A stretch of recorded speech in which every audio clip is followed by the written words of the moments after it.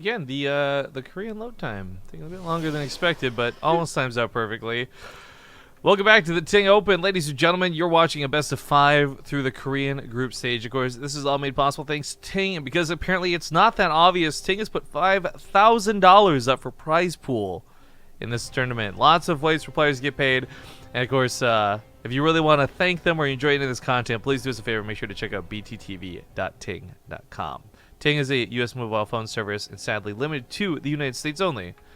But last season, we got something like 53 to 60 in that ballpark. I don't remember where it landed up on signups, and we only needed 40. Same goal was set by Ting again. They didn't raise the cap. They said, if you guys can get 40 people again, we'll give you another Ting, and another Ting, and another Ting. So hopefully we can make all that happen. But this is a fresh best of 5. Spawning in the bottom left, we've got the pink Protoss. It's been a while since we've seen them, but we love them. It's Patience.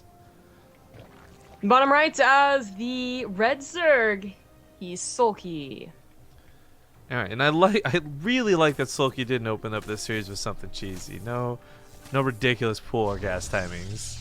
No. Might see one in the entire best of 5 series, but that's really fallen off, I feel. In general, early pooling gets anyone but, ZVZ. Patience open up with a gateway on the low ground, but not a double gateway, just to get his wall started. Yeah, he is. Yeah, okay, there you go. That's a good start for Patience, man. And pylon blocks once again. Oh, dear God. Is this where you just alt F4? You're just like, ugh. If Soulkey had just immediately gone for the third base as his natural, probably would have been okay. But because he fought and didn't work out, now he has to kill pylons. So that's 200 minerals, but that's a long delay. Absolutely worth it for Patience. Yeah. Soulkey actually responds with a Roach Warren. So, well, if you're gonna make me one base, I guess I might as well do it. Yeah, I wasn't gonna cheese, but you made me. You made me this way. Well, Patience, I mean, the tricky thing is that Soulkey still has such, an excess of minerals that he's probably going to be able to afford a hatchery. And, of course, Patience wouldn't be able to scout that regardless as his pylon goes down. So Patience really has no idea what's on the way here. And that is obviously the problem. Most Zergs just, eventually kill the pylons and take the bases, no problem. But this is going to be a little bit more than just taking the hatcheries. Yeah. I'd be really upset if Patience lost after doing this so flawlessly in the beginning, but unfortunately, the probe didn't get back in there, didn't see the Roach Warren. He may be predicting some sort of aggression because, again, your opponent's been limited to one base. What can they really do off of one base? And, well, Soulkey's taking it a bit extreme with the Roaches. And what's interesting to me about this isn't necessarily even the Roach aspect of it, it's the Ravager aspect of it. I love what he's done with these Lings, though. Distracting. He wanted to make sure that, I think Patience would have loved to have knocked down these rocks, but unfortunately, surprise, Roaches. Yeah. And if he had broken down the rocks, this would be a big issue for Soulkey, so definitely important he stopped Patience. We've been thinking about it. And now it's going to be not like a super amount of Roaches, but certainly an obnoxious amount, and those will include 1 or 2 Ravagers. Patience has probably 2 Photon Overcharges for the duration of this, but obviously only 1 right now. Could just back away from it once it's popped. I still don't know if this is really going to work for Soulkey. This is really a 1 base all in, and that's just not a lot of production. Yeah, I guess Overcharge is a hell of a thing, and hoping to buy time with that. Again, with no Ravagers actually for this, Overcharge alone would be enough to stop an attack. Force Field's going to have to go down to replace that pylon that falls in that front line. Never mind, puts that pylon down, but this isn't a wall off. Does Soulkey not realize that's not a wall off? Soulkey realized it. No, I don't think he did. That's my point. He tried to tear down the pylon again and walk through the force field, but instead, Patience, or Soulkey, I think, were fully aware of what just happened. Overcharge is going to go off, and the Immortal pops out in a second. He should be able to clean this up. This actually isn't so bad, because there's not a big flood of legs coming across just yet. So the Immortal can bust through the Roaches. This is manageable. 7 probes go down. Nice pickoffs out of Soulkey to give a bit of payback to Patience, but Soulkey's still on 15 workers after all. This is still continued all in. Yeah. Lings are very dangerous right now, but there's not enough of them. It's not a lot of Lings. I mean, this is 1 base. The larva factor in the natural isn't even that much. No, that's got to be game. Soulkey threw himself against a brick wall there, but I'm just wondering on the choice for no Ravagers. I get the all-in aspect. That was like a necessity. He was forced into it. I'm just surprised that he did it with just bare roaches. Maybe maybe he didn't have the time. Maybe he thought it'd be too expensive. Either way, good games though. Out of patience, good hold as you will. I'm not gonna say the hold. That was a good start to the game. Killing the drone was one thing. Getting both pylon blocks was another, and those two things combined was just too much. Yeah. I just really think that I thought that Soulkey was going to turn him into Ravagers and then just like poke and prod while droning up behind it. Exactly. That's exactly what I thought was going to happen. You can break their rocks and then your rocks, and their counter to your counter isn't as bad, but it's all in like that. I mean, that's like early Roach all-ins haven't even worked, since Heart of the Swarm. So I don't know. It was a worthwhile attempt, I suppose. Could have really surprised Patience had he gone for like a Twilight Council instead of a Robo. Maybe. All right, Frost could be the next map. Funny to kind of see that this map has followed the same map order of the previous series. Mm-hmm. Kind of picks up where they left off, I suppose. No intro for this one, so we'll just hop directly into the load screen. Boring times, but 'tis what it is. I think one of the things I would expect to see in Frost, though, is again this Adept all-in that has been so consistent. Now, you might go for the Neeb version. You might just go for like a plain old Joe Schmo version. Either way, we're just seeing a lot of all-ins on this map, man. Yeah, we are. Okay, game number 2 here for the Ting Open. Spawning in the bottom left side for this preliminary match, it's going to be the pink Protoss Patience. In the bottom right, as the red Zerg, he is Soulkey. You gotta consider how somewhat daunting it is, too. I think, from what I understand with the way the Koreans banter and joke with each other, from what we've seen, I don't think a lot of people are going to come into this player-wise and be like, oh, SOS is like way out of my league. It kind of looks that way at a glance. Again, he's like the $100,000 tournament winner, right? And it's just, he's... I'm thinking like PvP with Patience would be so sick. PvZ with Soulkey would be cool. I'm thinking, though, that if it is going to be a PvP with Patience, if SOS can get under Patience's skin initially, I think SOS wins that series, comes out first in the group. But either way, both of these guys, knowing that they're going up against SOS next, it's not going to be a walkover, that's for certain.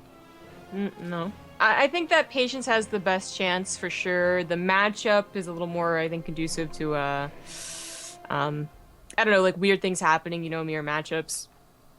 Can just go that way, but also Patience has been on the up and up, whereas Soulkey has not. So PvP in general would be cool, and SOS I think would still be the cheesy guy he has been in that matchup. So like Dark Shrines and Proxy Oracles, I'm sure are gonna happen when we see that. But Soulkey still has, I mean, technically like 4 more games to try and win. Of course, really only 2. He's gonna win those first.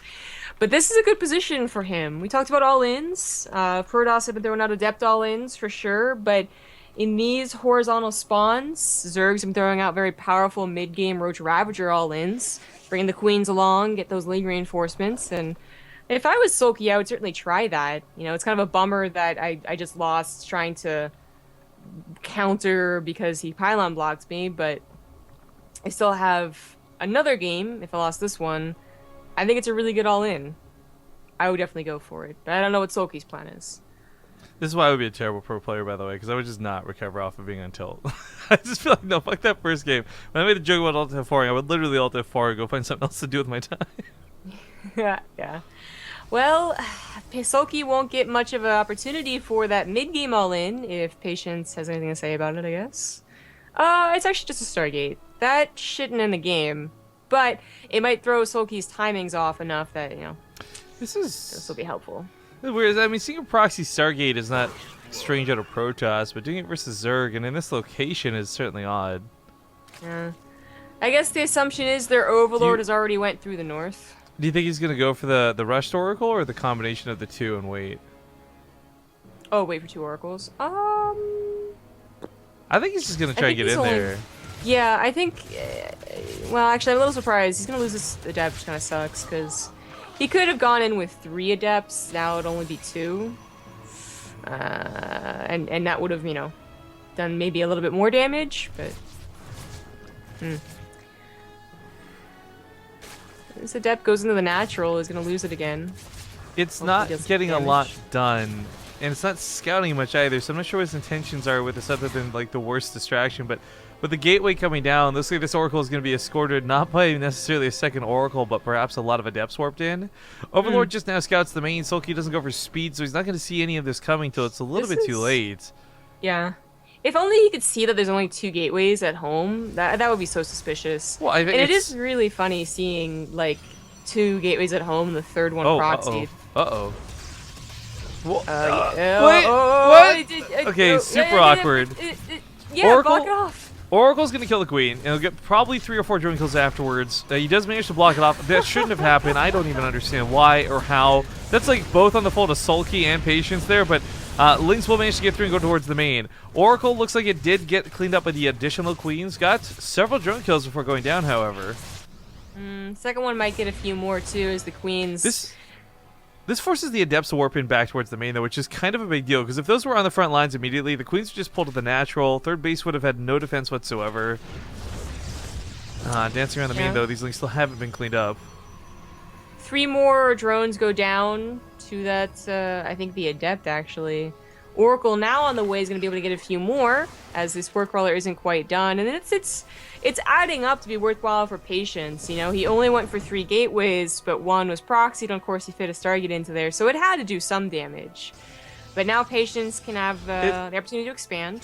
Soulkey shouldn't have done any damage, though, man. Like, that wall off was jank. The probe was in a position to build a pylon behind it because he was building with the other probe. It got all kinds of junked up.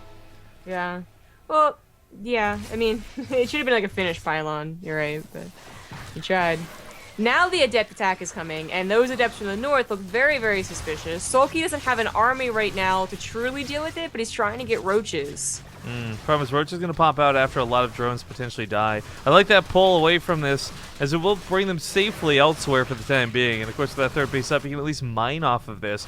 Now transferring towards the main, going to get a little bit sticky. Some of these Adepts getting quite low, and in fact, several dying. Gonna have to pick now what he wants to choose to fight. You can focus down 1 or 2 of the roaches, but target fighting down the drones might not be a bad option. Just kind of rack up those kills. Up to 10 already, not too bad. Yeah, definitely a smarter one. Adepts go into the third base from the reinforcement point.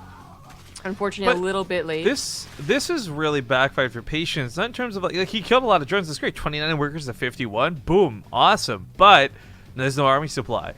Last time he had a clutch immortal. Last time there's very little coming his way. This time Soulkey's coming at him with a huge army supply lead. Yeah. And he can't defend 2 locations. That third base is actually probably the biggest target right now, as Patience just has no army to mobilize towards it. It's like 5 Adepts, 7 Adepts. I don't know. Yeah. It's not a lot at all. And, you know, if that Stargate wasn't proxied, maybe an emergency Void Ray would be pretty damn good, as Patience certainly has the money for it, but you know, even if you built one right now, it's have to go across the map, and that would take just way too long. It's still like a close, because of course Footstone Overcharges will add a lot to the army supply, and no Ravagers once again means, you know, the pylon won't go down like super quickly, the, you know, Adepts won't have to split, but this third base might just have to be forfeit. Yeah, as you use some of the roaches to zone this out, but really Soulkey should be fighting with the full might of his army in one location, not splitting it up, not even just like we saw 2 overcharges push that back, and while 7 probes go down is nice, he's not droning up behind this. He's not trying to get an economy going. Soulkey is once again all-inning. Yeah. It looks like it definitely can still work. We'll see what Patience has to say about it. A single pylon on the front lines does quite a bit of damage. Again, that doesn't go to instantly, thanks to no corrosive biles. But no upgrades for Patience's army, and it is starting to just get slaughtered by the roach count. No Footstone Overcharges either. Even then, this roach count is really low. Zealots, as we see, are chipping away at them pretty nicely. But, you know, there's no actual Immortal coming up behind this, though, which is what I keep expecting to see in that production tab pop up. But I guess the Robo never went down, so this is just Gateway units versus Roaches, making this a little bit viable. Now, no sentries, no stalkers. Oof. Ooh, that's actually really sad, because, of course, Zealots aren't going to contest this. Roaches have speed now. If Roaches didn't have speed, maybe Zealots are an option, but not really going to be the case. Overcharge still unavailable. Zealots warping in best they can. Not going to be good enough, though. Probes getting pulled to try and surround some of these Roaches. 18 go down, and this goes so topsy-turvy. How does Soulkey make this work? It still hasn't done game-ending damage, but it's about to get on top of the Stalkers, and when the Stalkers go down, I think that's going to be game. He still has like 10 more probes to lose before it's like, okay, you probably should tap out. They actually don't kill the stalkers. Subnext Core, the new one's finally finishing up, and upgrades are finally finishing up too. So maybe Patience can do something again. If only he had like an emergency Void Ray, this would have been cleaned up so quickly. Yes, absolutely. But also, Soulkey was in a position for a moment there where, like for example, these next 5 roaches and those last 8 lings, if he had droned instead, could have had a decent enough army to scrap out and possibly try and macro out of it. But continuing with the all-in, just really, really reaching at this point. Yeah. This is still Patience's game. You know, that third base didn't actually go down, and he still has 10 more probes. And it looked very, very dire when the army was about to die and he could only warp in Zealots, but now it's swapped back to Patience's favor. Yeah, that's Cybercore coming up. GG. All right, so 2-0 lead now for Patience. Let's see, we'll start conquering the series. We're going to go to a small commercial break, just 2 minutes, guys. We'll see you for game number 3 when we return. All right, so game number black screen. There we go. It's taking a while to transition lately. Game number 3 for the TING Open Korean group currently underway. Just a reminder, guys, hit up bttv.ting.com if you're enjoying the games. Spawning the upper right side, it's going to be the pink Protoss leading 2-0. Patience. In the bottom left, as the red Zerg, it is Soulkey. So, as regulars to the stream know, I am completely ignorant when it comes to the world of sports. And I guess there's something going on. I don't know if it's soccer or what, but on a lot of my walks, these normally just very bland neighborhoods I walk through have had like German flags flying everywhere. Some people have even like painted the sides of their cars. Like, whatever's going on, I guess is a pretty big deal. I have no idea why. Actually, kind of funny, I guess, in a similar vein, spoiler, I guess, if you watch hockey, guys, but Stanley Cup hype! Yeah, Pittsburgh actually won, so that's a pretty big deal, because it's been like 20 plus years since they've won, or something like that. I don't know, right? But like, no one cares about hockey in the States. Like, not a lot of people. Sorry, I know there's hockey fans. And my family definitely does not watch hockey. But if Pittsburgh's in anything, suddenly it's like, okay, big game tonight. Like, you know, go to the movies with your mom so that I can have the big TV. And you just hear them like cheering and rioting downstairs. And I'm like, I wish I was that passionate about a state or a country. What about really interesting was because I was watching those finals and I couldn't tell if the crowd was booing at the end. Like, it sounded like people were just like really unhappy. Right? I was like, like, come on, guys, you boo initially, fine. Eventually, you clap and celebrate, though. Like, what the hell? Yeah, like 20 minutes just sounded like booing. That's BM. I remember back in one of those seasons of American Idol, there was a guy named Ruben, I think, and he ended up like winning. The sandwich?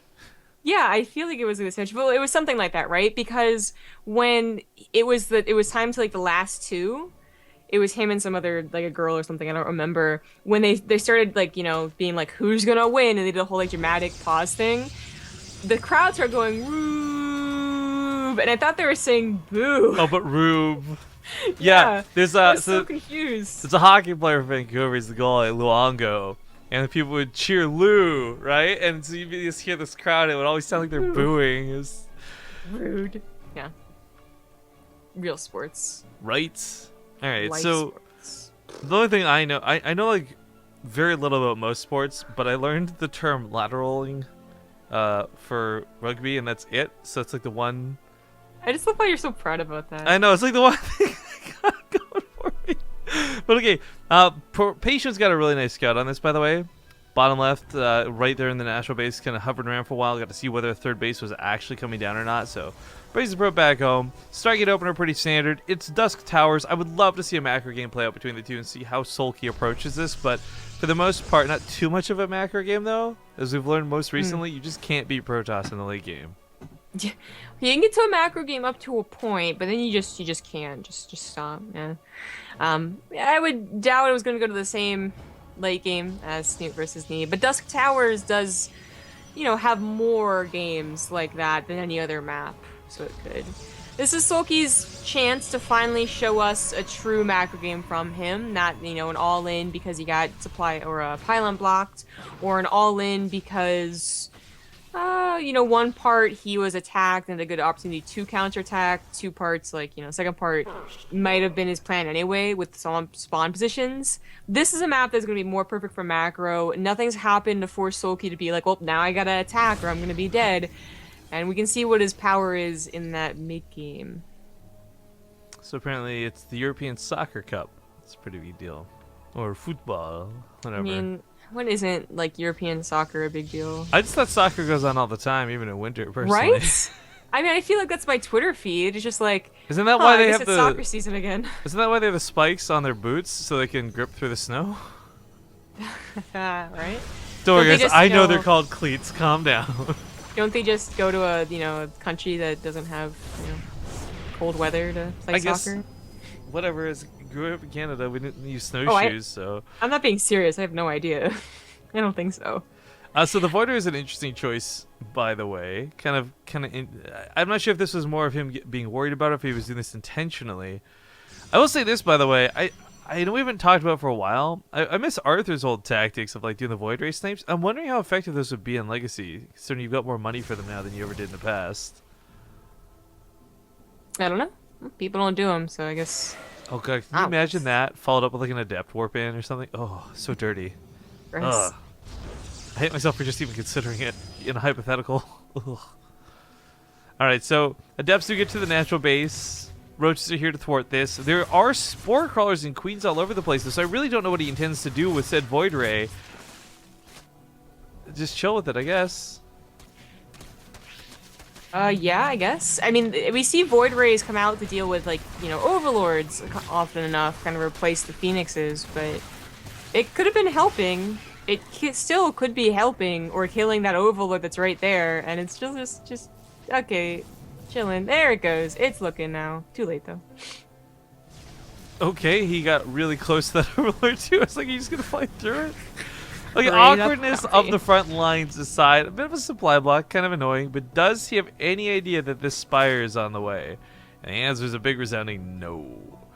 Worst part about this is he hasn't actually seen enough of the gases to confirm what direction this would go either. Seeing roaches, you might think, okay, we've seen roaches and ravagers millions of times, pretty standard. But if he does get caught off guard by these mutas, this could be quite painful.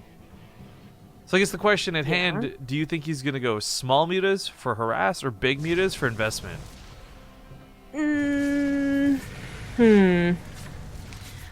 I guess I think it could be dependent on just how much damage they do. If they're able to, like, for instance, snipe the pylon powering the Stargate, I think you should just go all mutas. Like, you get a big chance to snowball, but if Patience actually starts prepping with Phoenixes and, you know, you see that with the mutas, then maybe stop. Well, he's investing in it. Weapon upgrades coming out for these bad boys. They killed the Void Ray, which is nice. This was certainly annoying and almost got a cancel on the fourth, excuse me. The Warp Prism now has a pretty big job in that it will definitely die, well, first of all, but it can maybe buy a little bit of time should it warp in Zealots or DTs. Unfortunately, it's not out yet. The mutas are on the way to the main base. Second Stargate is on the way too, but that's only, you know, one Phoenix is going to be out right off the bat. Just one. Blink Stalkers with +1 aren't bad. They're like your first line of defense.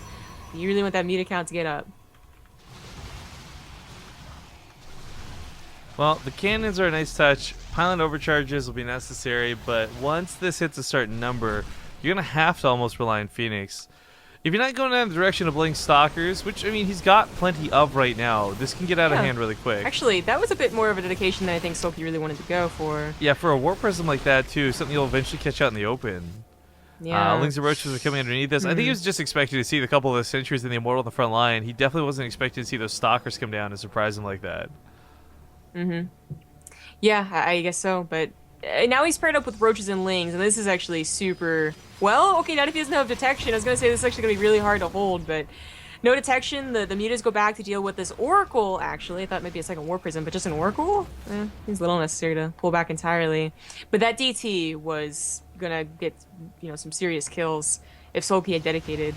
Oh, there's that Overseer. Oh! Yeah, there's that Overseer. Yeah, a little bit awkward. A little bit. All right, so Archons are now being morphed in, and what is the Phoenix count? Up to 5 with this last one coming out. Why am I getting janky frame rate right now? What's going on here? Because you're... Ah, I was trying to make a joke about Junkrat, but I couldn't find one. No, it's better now. I closed Windows Media Player. I guess somehow having that in the open was just eating up too many PC resources.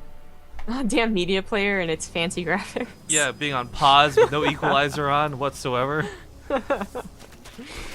Okay, anyway. So, the mutas did not, totally surprise and kill patients, and now Soulkey has to think about other things to do here. Getting a couple corruptors, actually, so not giving up on mutas, despite the Phoenix count steadily rising. And actually, this is really kind of cool. We haven't seen. Patience. I can't even think. Bly would be the one guy I would say, but we haven't really seen Muta Corruptor be a thing. Right, yeah, it's actually really fallen off, and you're right, last time we saw it was with Bly, but I was gonna say, this might have been a problem, because Patience isn't going for, like, range as well to really upgrade the Phoenix, but it's gonna turn into a base trade, and that complicates a lot of things. I think this Archons will do a much better if the mutas actually come back, even with the Corruptors. That's exactly what I was going to say. The Archon's going to be a little bit too much splash damage, whether it's for the ground or for the air, and if it's going to be a base trade, usually comes down to still some army fight of some variety. But it looks like if he could just snipe off that Overseer, DTs might just hold back at home. Spy cars coming down en masse out of Soulkey to try and hold on to this last base, but that's not going to quite cut it. There's detection, so it's not going to be so bad here. I love that he used an Overseer, by the way, instead of a Spore Crawler. Yes. That could be sniped. I mean, the Overseer could be sniped by the Phoenix too, but the Phoenixes are busy. I mean, if it's only Archons or only Phoenixes, the army dies. They really need to be together, and actually, that's just what happened. Soulkey. Legs. When do you ever see this? It's a necessity, though. Actually, I don't know. 24 Stalkers to 24 Mutas to 12 Stalkers and 3 Archons. I guess that would still be a bit too much to ask. Oh God. Of the Mutalist flock, but certainly they're not going to do better against Phoenixes. No, no, definitely not. The Lings got held. I gotta give Patience credit where it's due. That force field on the ramp was nice. Picking up the Lings looked a little bit silly. He's dancing around well in the middle of the map. He's still got momentum going elsewhere with so many spine cars have been thrown down. He's finding it hard to just move in, but of course there's not a lot of necessity to kill over here. The Archon's also going to be pretty important to keep alive versus those mutas. Phoenix is coming back. Looks like dancing going well. And Patience, I mean, he's still sitting on all of his bases. Oh, that's not enough mutas. That's Very game. tangled with the Phoenix. That's game right there. It is. It is. GG Patience, 3-0. Goes on to face SOS. That is a lot more surprising. I didn't see that coming. I thought at least 3-1, maybe 3-2, but not 3-0. Soulkey feels bad, man. You know, Scarlett was in chat looking at a picture of like Patience eating a fish or something. I don't know what that was. It was like from like I guess that photo shoot where they made everyone look like models. Oh, yeah. It's like Soulkey's the fish, and I guess it's true. All right, so with that being said, first and second series of the days are now complete. We'll be moving into the losers match next. So this may take a few moments as players probably AFK and whatnot. It'll be Keen versus Soulkey. Excuse me, back that up. Yeah, Keen versus Soulkey. Never mind, that is correct. Yep. And trying to figure out which ad to play. We'll do the rates one, I guess. We talked about rates before. Ting doesn't have plans, guys, for those who don't know. Again, Ting is a US mobile phone service, so if you're not from the United States, this doesn't necessarily benefit you. Although I will say, verifying from someone who went to the States for 2 weeks, using a Ting SIM card cost me like half the amount my roaming charges would have. So that was pretty nice. But Ting doesn't do plans, they do rates. There's a lot of cool pros and cons, but more pros than cons. The only con I really had in the States was like, what was the name of that? But we talked about this before. It's like this cool restaurant where they cook stuff in front of you. Oh, hibachi. There's like this hibachi place we went to. It's the only place I didn't get signal on my phone. Everywhere else is totally legit. So again, Ting worked out really nicely for me. But they do specialize for people who aren't around Wi-Fi all the time, or who are around Wi-Fi all the time. Man, I'm really nailing this. If you've got a good data plan and you use a lot of data on your phone, Ting's probably not for you. But go to their website, check it out, and see if it is. bttv.ting.com. I'll stop messing this up, though, and let them do the speaking through their sponsored ads. So we'll see you guys soon.